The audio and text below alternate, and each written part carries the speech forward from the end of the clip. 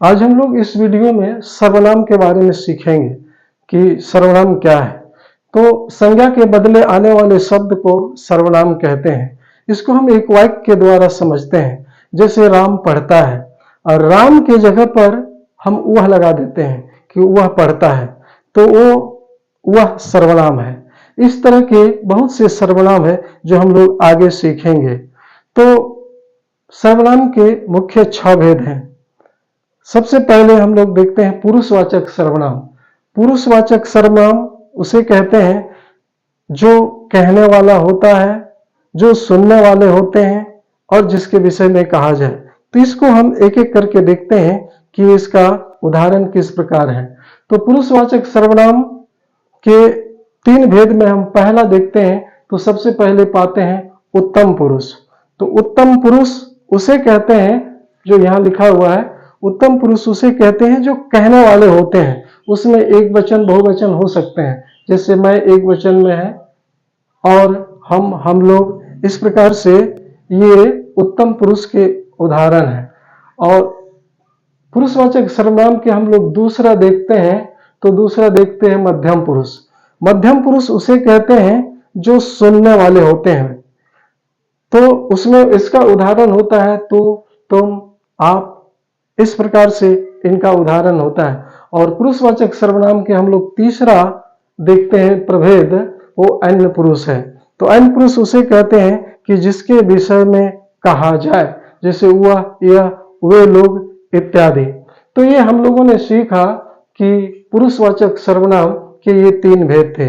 अब हम सर्वनाम के अगला देखते हैं।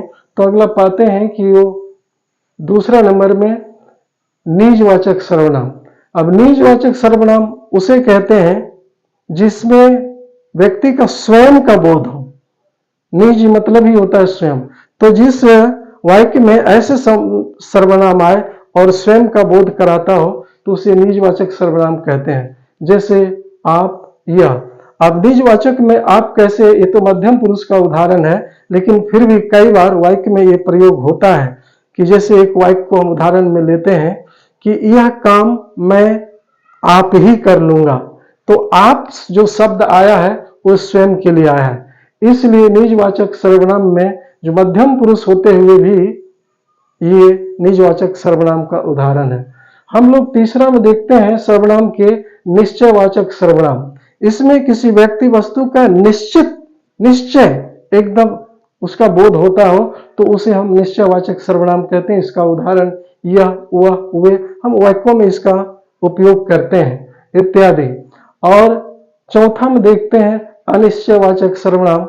इसमें व्यक्ति के अनिश्चित का बोध होता है। व्यक्ति या वस्तु के जब अनिश्चित का बोध होता है तो उसे हम अनिश्चय, हम वाक्यों में कई बार प्रयोग करते हैं। कोई, कुछ, कोई आएगा, कुछ दे दो।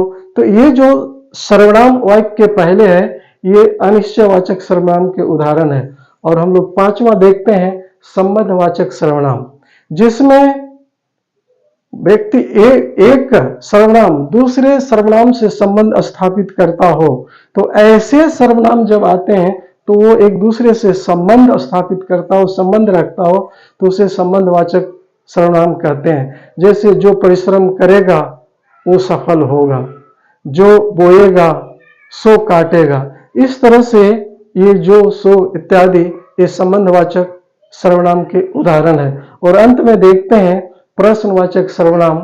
तो जिस वस्तु व्यक्ति में प्रश्न का बोध होता हो, तो वहां हम पाते हैं कि वहां सर्वनाम जो प्रश्नवाचक सर्वनाम का उदाहरण होता है। इसके बहुत से उदाहरण हो सकते हैं, कौन, क्या, क्यों।